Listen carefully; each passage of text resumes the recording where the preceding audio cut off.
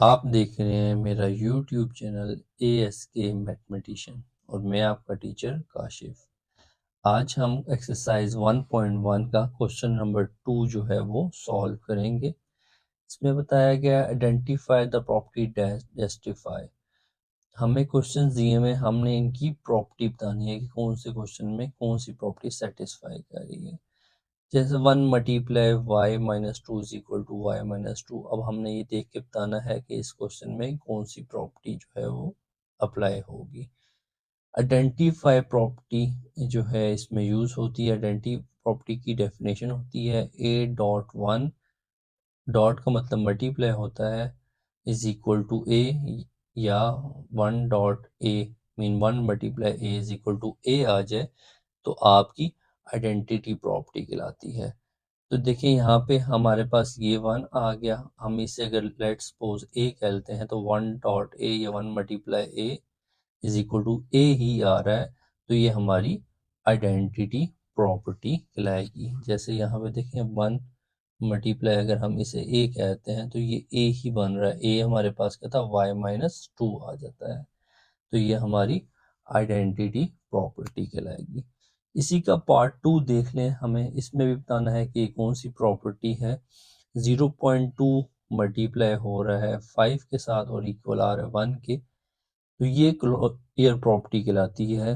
Closure property की definition होती है ए डॉट बी, मीन अगर दो कोई वैल्यू है ए और बी, उनको अगर मल्टीप्लाई करें और हमारे पास रियल नंबर आ जाए, जैसे हमारे पास दिया हुआ है 6 मल्टीप्लाई 4 इज इक्वल टू 24 और वो बिलोंग कर रहा है रियल नंबर से, तो ये closure property with respect to multiplication कहलाती है।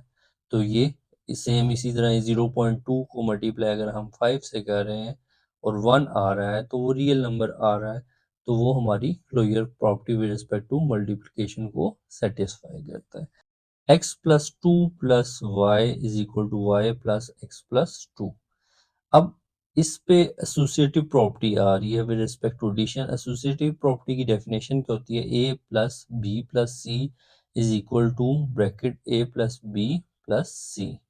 अगर ये दोनों इक्वल आ जाते हैं तो ये एसोसिएटिव प्रॉपर्टी होती है। सेम हमारे पास देखें यही दिया हुआ है, A plus B plus C is equal to A plus B plus C. तो ये सेम सेटिस्फाई कर रहा है एसोसिएटिव प्रॉपर्टी ऑफ एडिशन को। ये दोनों सेम आ रहे हैं तो इसका आंसर आ जाएगा associative property with respect to addition. Same question number 4 पे अब आते हैं। हमें बताया गया है minus bracket start 3b plus 3b is equal to 0। अब inverse property with respect to addition पे अगर हम आते हैं तो इनवर्स प्रॉपर्टी क्या होती है, हमारे पास a plus minus a is equal to अगर 0 आ जाए तो हमारी inverse property with respect to addition कहलाती है। तो हमारे पास सेम यही दिया हुआ है, ये वाली वैल्यू पहले दे दिया, माइनस थ्री बी की जगह माइनस ए और प्लस थ्री बी की जगह ए दे दिया गया और वो 0 के इक्वल आ रही है, तो ये inverse property with respect to addition को सेटिस्फाई कर रही है। तो हमारा आंसर आ जाएगा inverse property with respect to addition. Part 5 पे आ जाते हैं। पार्ट 5 हमारे पास दिया हुआ है x plus five minus one is equal to x plus five minus one. अब इसको सॉल्व करने के लिए थोड़ी सी टेक्निक अगर हम यूज करते हैं, x plus five plus minus one को जो है वो हम प्लस की जगह जो है यहाँ प्लस लिख लेते हैं और ब्रैकेट में माइनस लिख लेते हैं ताकि हमारी एसोसिएटिव प्रॉपर्टी ऑफ एडिशन बन जाए। Same is equal to x plus five, bracket में जो है माइनस वन की जगह हमने प्लस यहाँ लिख दिया और ब्रैकेट में माइनस लिख दिया, तो प्लस माइनस ये माइनस सी बन जाता है। तो ये हमारी associative property with respect to addition को ये सेटिस्फाई कर रही होती है। नेक्स्ट हमारा लास्ट पार्ट जो है वो है minus three bracket start two minus y is equal to minus six plus three y. अब इसमें से तो ऑलरेडी कॉमन टर्म आई हुई है, इन दोनों में से मैं माइनस थ्री जो है वो कॉमन ले लेता हूँ। माइनस थ्री जब कॉमन लूंगा तो यहाँ टू रिमेनिंग बच जाएगा और ये प्लस कॉमन जब चलाएगा तो माइनस बच जाएगा और यहाँ से थ्री कॉमन आएगा तो वाई आ जाएगा। तो ये हमारी मल्टीप्लिकेटिव प्रॉपर्टी जो है वो बनती है। तो इस तरह हमारा क्वेश्चन नंबर 2 कंप्लीट हो गया है। एक्सरसाइज 1.1 क्वेश्चन नंबर 3 है, represent the following on a number line. हमें ये क्वेश्चन दिया हुआ है, x लेस देन 0 कह रहा है, इसको हमने नंबर लाइन पे रिप्रेजेंट करना है। x लेस देन 0 का मतलब ये होता है कि हमारे पास x से लेस देन 0 से जो छोटी वैल्यू वो सारी नंबर लाइन में शामिल है, जैसे कि -1, -2, -3 और ये कंटिन्यूसली इसमें शामिल हो रही हैं। अब यहाँ पे नंबर लाइन ड्रॉ करने से पहले थोड़ा सा हम ये फिल्ड सर्कल और होलो सर्कल मीन अनफिल्ड सर्कल के बारे में पढ़ लेते हैं। फिल्ड सर्कल का मतलब ये होता है कि अगर मैंने ये फिल्ड सर्कल लगाया है, इसका मतलब है जो नंबर जिस जगह पे मैं ये लगाऊंगा उसमें ये नंबर भी शामिल है, वो फिल्ड सर्कल कहलाएगा। और होलो सर्कल का मतलब ये है कि उसमें वो नंबर जो है शामिल नहीं है, जो ये अनफिल्ड सर्कल जब मैं लगाऊंगा। ये मैंने नंबर लाइन ड्रॉ कर ली है, इसमें 0 हो जाता है, ये 1, ये 2, ये 3, इसी तरह ही ये -1, -2 और ये -3, -4, ये आगे कंटिन्यूसली चलती रहेगी। अब हमारे पास जो वैल्यू आ रही है वो -1 से स्टार्ट हो रही है, ठीक है। तो मैं इसमें -1 को जो है वो फिल कर लूँगा, सर्कल कर लूँगा। मीन ये चीज़ ये शो करेगी कि ये -1 से आगे जो है मेरी लाइन कंटिन्यू इस डायरेक्शन पे जा रही है। इस डायरेक्शन को शो करने के लिए हम ये कर लेते हैं कि हम इसको किसी और नंबर लाइन या डार्क करते हैं या कोई और कलर से इसको फिल कर लेते हैं, ताकि ये इस चीज़ को रिप्रेजेंट कर सके तो कि हमारी लाइन जो है वो किस डायरेक्शन पे जो है वो जा रही है। आप इस लाइन को इस लाइन से ऊपर भी ड्रॉ करके शो कर सकते हैं, या कोई और लाइन का जो है कोई और कलर से भी रिप्रेजेंट कर सकते हैं कि हमारी जो है इस डायरेक्शन पे जो है नंबर लाइन जा रही है। और नंबर लाइन के ऊपर हम यहाँ मेंशन कर देंगे कि हमारे पास x लेस देन जो है वो 0 है। तो लेस देन 0 जो है वो हमारा -1 से स्टार्ट हो रहा है, तो ये हमारी नंबर लाइन हमारा आंसर आ जाएगा। क्वेश्चन नंबर 2 जो है उसमें कहा गया है कि x ग्रेटर है -3 से और x लेस देन है -3 से। अब इसके बिटवीन कौन से डिजिट आ रहे हैं, हमारे पास आ रहा है -2, -1, 0, 1 और 2। नंबर लाइन पे ड्रॉ करेंगे, 0, 1, 2 और 3, -1, -2 और -3। अब अगर हम इस पे अनफिल्ड सर्कल बनाते हैं तो ये देखें, इस प्लेस पे एक सर्कल लगा लेंगे और एक इस साइड पे सर्कल लगा लेंगे, तो इसके बिटवीन हमारी वैल्यू आ रही है। तो हम इसे अगर डार्क करना चाहें किसी और मार्कर से या किसी और कलर से, तो हम इसे रिप्रेजेंट कर सकते हैं। हमारे पास आ जाएगा,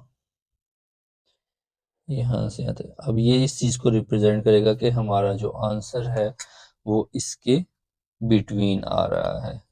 यहाँ पे लिख लेंगे -3 less than x less then 3। अगर हम यहाँ -2 और 2 पे लगाते, उससे ये शो होता कि 2 और -2 इसमें शामिल हैं। अब -3 और 3 हमने अनफिल्ड मार्क सर्कल लगाए हुए हैं, इसका मतलब ये है कि ये दोनों शामिल नहीं है। क्वेश्चन नंबर 3 का पार्ट 3 हमें गिवन है, x greater and equal to -8।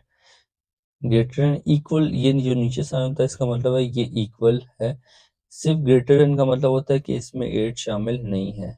जब नीचे इक्वल का साइन आ जाए इसका मतलब ये होता है कि 8 भी जो है इसमें शामिल है।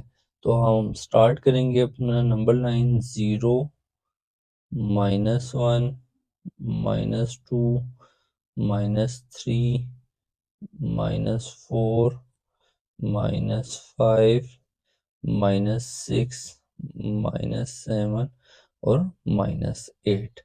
अब इसमें हम सर्कल ड्रॉ करेंगे, लेकिन इस सर्कल को हम फिल करेंगे क्योंकि 8 भी इसमें शामिल है। अगर सिर्फ ग्रेटर एंड -8 होता तो हम इसमें 8 को फिल अप ना करते। अब सर्कल को हमने इसलिए फिल किया है क्योंकि इसमें 8 भी जो है शामिल है। तो अब ये हमारे पास जो है वो कहाँ तक वैल्यू जा रही है, -8, -7, -6, -5, -4, ये सो ऑन कंटिन्यूसली जा रही है। तो इसको हम जस्ट जो है वो इस साइड पे एरो को निशान बना के कह सकते हैं कि ये इस डायरेक्शन पे मूव कर रही है हमारी x greater than equal to -8 की वैल्यू। क्वेश्चन नंबर 3 का पार्ट 4 है, हमें दिया हुआ है x greater than equal to 0। इसका मतलब ये है कि ग्रेटर देन 0 जितनी वैल्यू है उसमें हमारा 1 2 3 4 डॉट ये आगे कंटिन्यूसली आगे जाए जा रहा है। तो हमने इसकी नंबर लाइन ड्रॉ करनी है। तो हम जो है इस पे 0 से स्टार्ट करते हैं। 0 1 2 3 4 5 6, ये हम इसकी नंबर लाइन ड्रॉ कर। अब हम जो है 0 पे जो है वो अनफिल्ड सर्कल लगा लेंगे क्योंकि 0 शामिल नहीं है। अगर 0 शामिल होता तो हम इसको फिल कर लेते, ठीक है। तो ये अब इस डायरेक्शन पे मूव कर रही है, पॉजिटिव साइड पे 0 1 2 3। तो हम यहाँ लिख सकते हैं x greater than equal to 0, ये इसका आंसर आ जाएगा। पार्ट 5 में हमारे पास कहा हुआ है क्वेश्चन में x less then -3, less than -3 में हमारे पास आ जाएगी -4, -5, -6, -7, ये ना कंटिन्यूस चलता रहेगा। तो अब इसकी हम नंबर लाइन ड्रॉ करेंगे। 0 -1 -2 -3 -4 -5 -6 और इस साइड पे कर लेते हैं 1 और 2। अब -3 है हमारे पास तो हम इसको अनफिल शो कर लेंगे, ठीक है। हमारे पास ये आ जाएगा, तो इसमें -3 शामिल नहीं है इसलिए हमने अनफिल्ड सर्कल ड्रॉ किया है। और ये इस साइड पे डायरेक्शन को शो करेगा कि हमारी जो है वो एरो से पता लगेगा कि इस साइड पे नंबर लाइन ड्रॉ हो रही है। तो x लेस देन -3 ये हमारा आंसर आ जाएगा। क्वेश्चन 6 में हमारी वैल्यू दी हुई है -4 less than x less than equal to 4। अब लेस देन 4 हमारे पास क्या वैल्यू है, -3 -2 -1 0 1 2 3 और लेस देन इक्वल टू 4 है तो 4 इसमें शामिल आ जाएगा। इसमें इक्वल का साइन है इसलिए 4 शामिल आ जाए हो जाएगा। इसमें लेस का साइन, इक्वल का साइन नहीं है साथ, तो इसे -3 से स्टार्ट होगा। अब इसकी हम नंबर लाइन ड्रॉ करेंगे, यहाँ से स्टार्ट करेंगे 0 1 2 3 4 -1 -2 -3 और -4। अब हमें कहा हुआ है x less than equal to -4, तो -4 पे हम ड्रॉ करेंगे लेकिन अनफिल सर्कल होगा, इसमें 4 शामिल नहीं है। अनफिल का मतलब ये है। और यहाँ पे हम जब ड्रॉ करेंगे तो यहाँ पे 4, इसमें 4 शामिल होगा और 4 जो है वो फिल्ड होगा। अब यहाँ पे भी 4 जो है ड्रॉ किया, ये भी 4 ड्रॉ किया, दोनों में फ़र्क क्या है, ये हमारा अनफिल्ड है, इसका मतलब ये होता है कि -4 शामिल नहीं है, और इसको हमने फिल किया हुआ, इसका मतलब ये है कि 4 जो है वो हमारा शामिल है। और हमारा आंसर जो है वो इन दोनों के बिटवीन आ रहा है। तो हम इसको इस तरह शो भी कर सकते हैं ताकि हमें पता चले कि हमारा आंसर जो है, नंबर लाइन जो है वो इसके बिटवीन ड्रॉ हो रही है। तो हम यहाँ लिख लेंगे -4 less than x less than equal to 4। तो ये इस तरह हमारा जो है वो क्वेश्चन नंबर 3 जो है वो कंप्लीट हो गया है।